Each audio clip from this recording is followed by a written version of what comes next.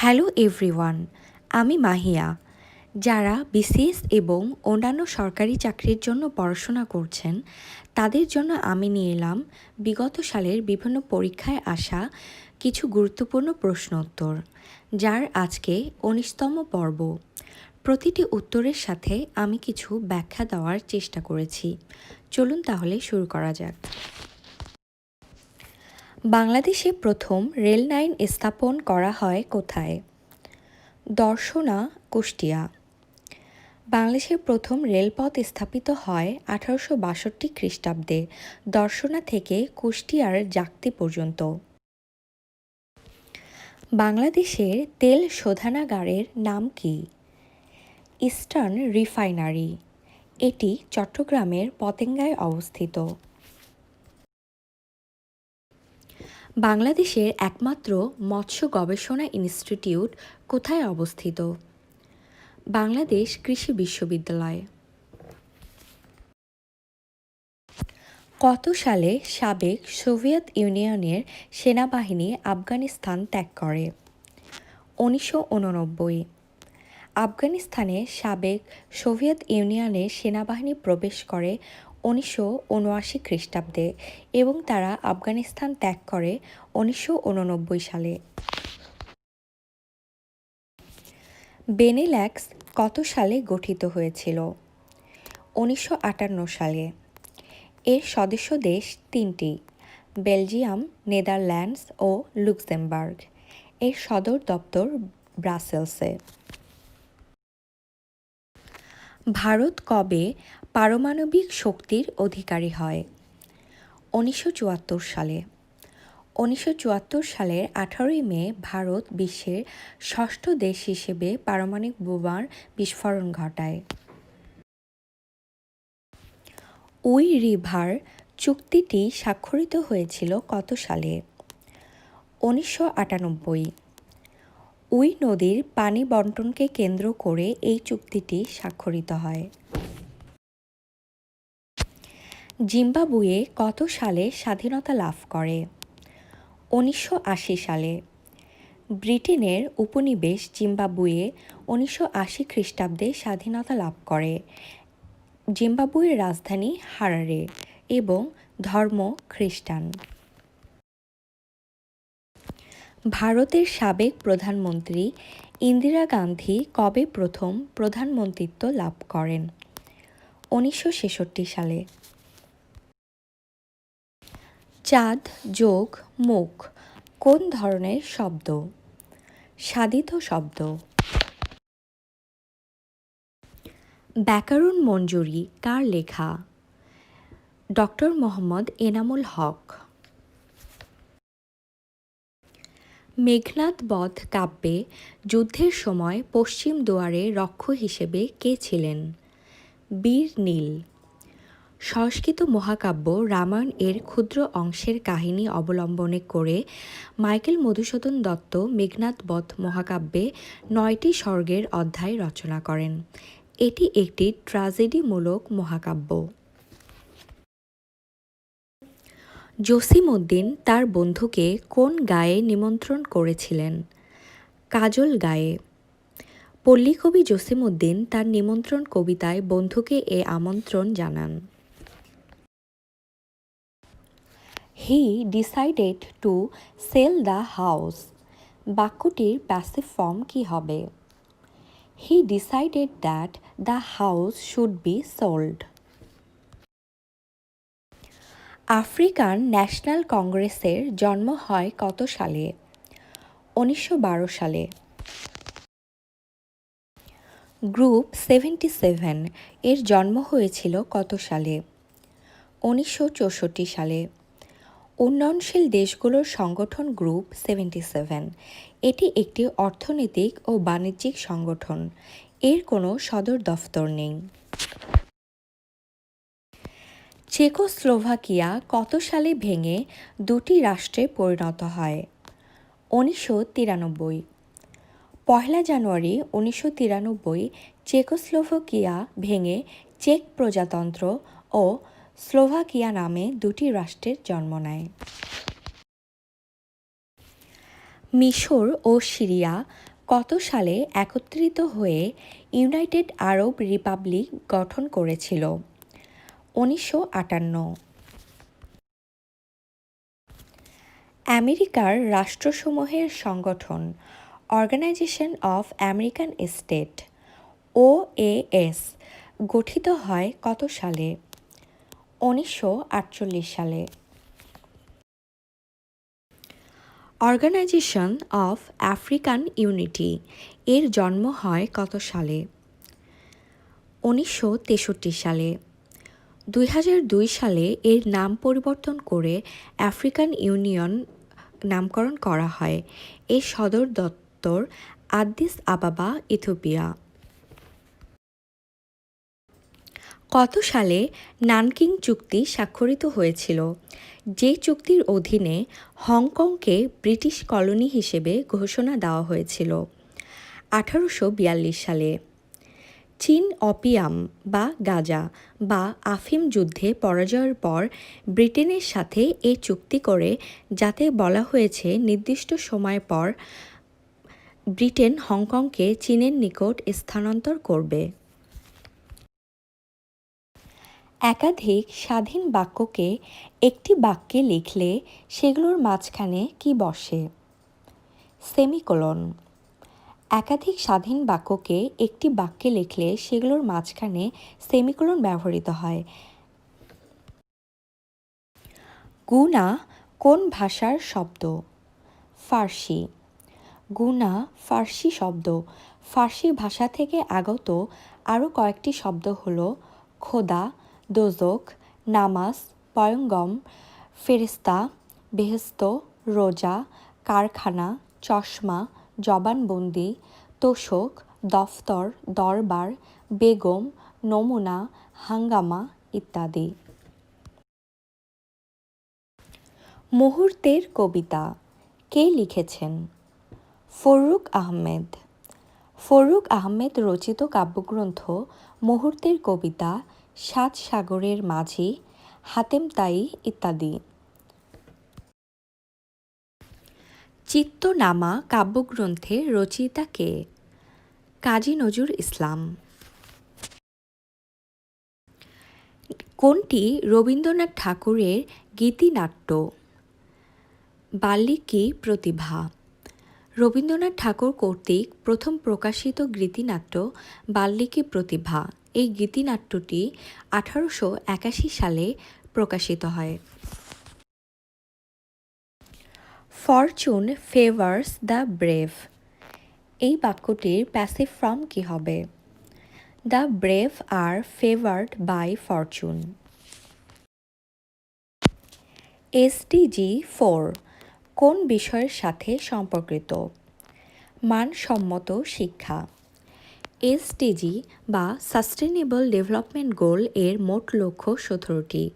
এর মধ্যে প্রথম, দ্বিতীয়, তৃতীয় ও চতুর্থ লক্ষ্য হল যথাক্রমে দারিদ্র্য নির্মূল, ক্ষুধামুক্তি, সুস্বাস্থ্য ও মানসম্পন্ন শিক্ষা। বঙ্গবন্ধু শেখ মুজিবুর রহমান তার কারাগার জীবনে লেখা দিনপঞ্জির নাম কি দিয়েছিলেন? থালাবাটি কম্বল জেলখানার সম্বল। বঙ্গবন্ধু শেখ মুজিবুর রহমান 1966 থেকে 1969 সাল পর্যন্ত ঢাকা কেন্দ্রীয় কারাগারে থাকা অবস্থায় যে দিনপঞ্জি লেখেন তার নাম দেন থালাবাটি কম্বল জেলখানার সম্বল। পরবর্তীতে এই দিনপঞ্জিটি বই আকারে প্রকাশের সময় তার মেয়ে শেখ রেহানা বইটির নামকরণ করেন কারাগারের রচনা মচা। পিং পং ডিপ্লোমেসি কোন দেশের সাথে সম্পর্কিত? চীন। বাংলাদেশ রোড কোন শহরের একটি সড়কের নাম? ডনে টাউন। পশ্চিম আফ্রিকার দেশ আইভরি কোস্টের সর্বপশ্চিমের লাইবেরিয়া ও গিনি সীমান্তবর্তী শহর ডনে টাউন। শহরটির স্থানীয় কর্তৃপক্ষ বাংলাদেশি শান্তিরক্ষীদের অবদানের স্বীকৃতিস্বরূপ 2007 সালে বাংলাদেশ রোড নামে সেখানকার একটি রাস্তার নামকরণ করে। ইস্ট ইন্ডিয়া কোম্পানির বিরুদ্ধে অস্ত্র ধারণ করে প্রথম শহীদ হয়েছিলেন কে? সৈয়দ নিসার আলী। দেশীয় জমিদার শ্রেণী ও বিদেশি ইস্ট ইন্ডিয়া কোম্পানির অত্যাচারে অতিষ্ঠ হয়ে মীর নিসার আলী তিতুমীর তার অনুসারীদের নিয়ে সশস্ত্র প্রতিরোধের পথ বেছে নেন। তিনি বার্সারাতের নারকেল বাড়িয়ায় বাঁশের কেল্লা নির্মাণ করেন। 1831 সালের 19 নভেম্বর কোম্পানির সাথে এক রক্তক্ষয়ী যুদ্ধে তিনিই প্রথম ইস্ট ইন্ডিয়া কোম্পানির বিরুদ্ধে অস্ত্র ধারণ করে শহীদ হয়েছিলেন। গণপ্রজাতন্ত্রী বাংলাদেশের সংবিধানের কোন ভাগের অনুচ্ছেদসমূহ জাতীয় সংসদ সংশোধন করতে পারে? চতুর্থ। জাতির পিতা বঙ্গবন্ধু শেখ মুজিবুর রহমানের প্রতিকৃতি সংরক্ষণ ও প্রদর্শন করতে হবে, তা গণপ্রজাতন্ত্রী বাংলাদেশের সংবিধানের কোন অনুচ্ছেদে উল্লেখ আছে? 4 ক। গণপ্রজাতন্ত্রী বাংলাদেশের সংবিধানে মোট 153টি অনুচ্ছেদ আছে। বাংলাদেশের সংবিধানের প্রথম ভাগের 4 ক অনুচ্ছেদে বলা হয়েছে যে, জাতির পিতা বঙ্গবন্ধু শেখ মুজিবুর রহমানের প্রতিকৃতি রাষ্ট্রপতি, প্রধানমন্ত্রী, স্পিকার ও প্রধান বিচারপতির কার্যালয় এবং সকল সরকারি ও আধা সরকারি অফিস, স্বায়ত্তশাসিত প্রতিষ্ঠান, সংবিধিবদ্ধ সরকারি কর্তৃপক্ষের প্রধান ও শাখা কার্যালয়, সরকারি ও বেসরকারি শিক্ষা প্রতিষ্ঠান, বিদেশে অবস্থিত বাংলাদেশের দূতাবাস ও মিশনসমূহে সংরক্ষণ ও প্রদর্শন করতে হবে। দিল্লি থেকে দেবগিরিতে রাজধানী স্থানান্তর করেন কোন শাসক? মুহাম্মদ বিন তুগলক। মুহাম্মদ বিন তুগলক তার বাবা সুলতান গিয়াসউদ্দিন তুগলকের মৃত্যুর পর 1325 খ্রিস্টাব্দে দিল্লির সিংহাসনে বসেন। জিয়াউদ্দিন বার্নি তার তারিখ-ই-ফিরোজ শাহী গ্রন্থে সুলতান মুহাম্মদ বিন তুগলকের 5টি পরিকল্পনা ও সংস্কারের কথা বিশেষভাবে উল্লেখ করে, যথা দোয়াবে ভূমি রাজস্ব বৃদ্ধি, দিল্লি থেকে দেবগিরিতে রাজধানী স্থানান্তর, নির্দেশক মুদ্রা প্রবর্তন, খোরাসান অভিযান ও কারাজল অভিযান। ভারত স্বাধীনতা আইন পাশ হয় কবে? 18 জুলাই 1947 সালে। 1947 সালে ভারত স্বাধীনতা আইন উপমহাদেশের রাজনৈতিক ইতিহাসের তাৎপর্যপূর্ণ ঘটনা। ভারত বিভক্তি সংক্রান্ত লর্ড মাউন্টব্যাটেন পরিকল্পনা চূড়ান্ত অনুমোদনের জন্য ব্রিটিশ পার্লামেন্টে উত্থাপিত হলে 1947 সালের 18 জুলাই ব্রিটিশ পার্লামেন্ট ভারত স্বাধীনতা আইন পাশ করেন। স্বাধীনতা সংগ্রামের সময় মুক্তিবাহিনীর চিফ অফ স্টাফ কে ছিলেন? লেফটেন্যান্ট কর্নেল আব্দুল রব। বাংলাদেশের স্বাধীনতা সংগ্রামের সময় মুক্তিবাহিনীর চিফ অফ স্টাফ ছিলেন লেফটেন্যান্ট কর্নেল আব্দুল রব। প্রধান সেনাপতি এম.জি. ওসমানী। বিমান বাহিনীর প্রধান ও উপপ্রধান সেনাপতি ছিলেন A K. Khandakar. Imagination is more important than knowledge উক্তিটি কে করেছিলেন? আইনস্টাইন। বিখ্যাত উক্তিটি করেছিলেন বিজ্ঞানী আলবার্ট আইনস্টাইন। চেতনা 71 স্থপতিটির অবস্থান কোথায়? শাহজালাল বিজ্ঞান ও প্রযুক্তি বিশ্ববিদ্যালয়, সিলেট। লর্ড ক্লাইভ আত্মহত্যা করেন কবে? 1774 সালে। 1757 সালে সংগঠিত পলাশীর যুদ্ধে নবাব সিরাজদৌল্লার পরাজয়ের মধ্যে দিয়ে বাংলার স্বাধীনতার সূর্য অস্তমিত হয়, আর উত্থান ঘটে লর্ড ক্লাইভ তথা ব্রিটিশ সাম্রাজ্যের। পলাশীর যুদ্ধে 10 বছর পর ক্লাইভ ইংল্যান্ডে ফিরে যান, কিন্তু ভারতে রেখে যান ঘুষ, দুর্নীতি, আত্মসাৎ, প্রসাদ ষড়যন্ত্র এবং অপরাজনীতির এক জঘন্য ইতিহাস। তার দুর্নীতি এমন পর্যায়ে পৌঁছে যে 1772 সালে ইংল্যান্ডের পার্লামেন্ট তার দুর্নীতির তদন্ত শুরু করতে বাধ্য হয়। তদন্ত বন্ধ করতে তার অনুরোধ সত্ত্বেও চলতে থাকে তদন্ত। লর্ড ক্লাইভ অপমানের জ্বালা সহ্য করতে না পেরে 1774 সালে 22শে নভেম্বর আত্মহত্যার পথ বেছে নেন। লা জিওকোন্ডা চিত্রকর্মটি কার? Leonardo da Vinci. রাশি রাশি ভাড়া ভাড়া, ধান কাটা হলো সারা। এখানে রাশি রাশি কি? নির্ধারক বিশেষণ। সাইন ডাই ফ্রেজটির অর্থ কী? For an uncertain period. Sine die অর্থ অনির্দিষ্টকালের জন্য।